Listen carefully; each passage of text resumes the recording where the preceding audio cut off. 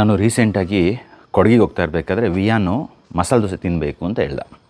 ಹಾಗೆ ಒಂದು ಚಿಕ್ಕ ಒಂದು ಹೋಟೆಲಿಗೆ ಹೋಗಿ ಅಲ್ಲಿ ಮಸಾಲೆ ದೋಸೆ ತಿನ್ನೋಕ್ಕೆ ಅಂತ ವೆಯ್ಟ್ ಮಾಡ್ತಾಯಿದ್ದೆ. ಆಗ ಗೋಡೆ ಮೇಲೆ ಒಳ್ಳೆ ಪೇಂಟಿಂಗ್, ಕೊಡಗು ಬಗ್ಗೆ, ನಾಗರಹೊಳೆ ಬಗ್ಗೆ, ನೀರಿನ ಬಗ್ಗೆ ಎಲ್ಲ ಒಂದು ಪೇಂಟಿಂಗ್ ಇತ್ತು. ತುಂಬ ಸಖತ್ತಾಗಿತ್ತು, ಸಿಂಪಲ್, ಒಳ್ಳೆ ಮೆಸೇಜ್ ಇರೋದು. ಆಗ ನನ್ನ ಕಣ್ಣು ಹೋಗಿದ್ದು ಅದೊಂದು ನೀರದ್ದು ಕಾನ್ಸೆಪ್ಟ್ ಮೇಲೆ.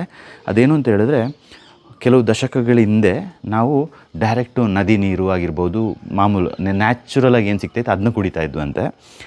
ಆಮೇಲೆ ನೆಕ್ಸ್ಟ್ ಬಂದು ಟ್ಯಾಪ್ ವಾಟರಿಗೆ ಶಿಫ್ಟ್ ಆದ್ವಿ.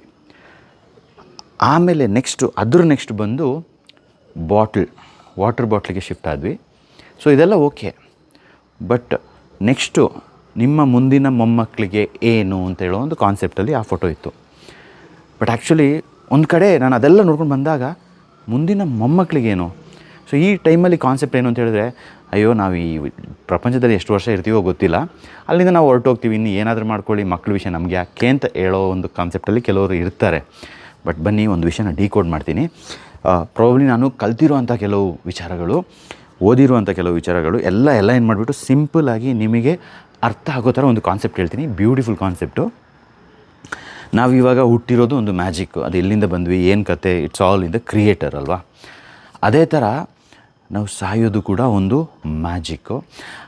ಲೈಫಲ್ಲಿ ಸತ್ತ ಮೇಲೆ ಎಲ್ಲಿಗೆ ಹೋಗ್ತೀವಿ ಅಂತ ನಾವು ಎಲ್ಲ ಬೇರೆ ಕಡೆ ಕಲ್ತಿರ್ತೀವಿ.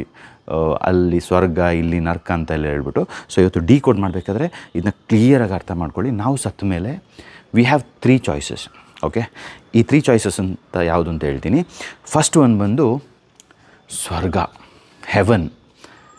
ಯಾಕೆ? ನಾವು ನಮ್ಮ ಪಾಠಗಳನ್ನ ಈ ಪ್ರಪಂಚದಲ್ಲಿ ಕಲ್ತಿರಬೇಕು. ಈ ಒಂದು ಪ್ರಕೃತಿಗೆ ಎಷ್ಟಾಗುತ್ತೋ ಅಷ್ಟು ಒಳ್ಳೇದು ಮಾಡಿರಬೇಕು.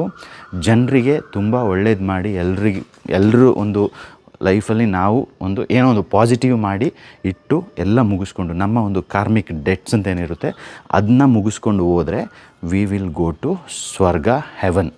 ಆಪ್ಷನ್ 1 ಆಯ್ತಲ್ಲ. ಆಪ್ಷನ್ 2 ಯಾವುದು ಅಂತ ಹೇಳಿದ್ರೆ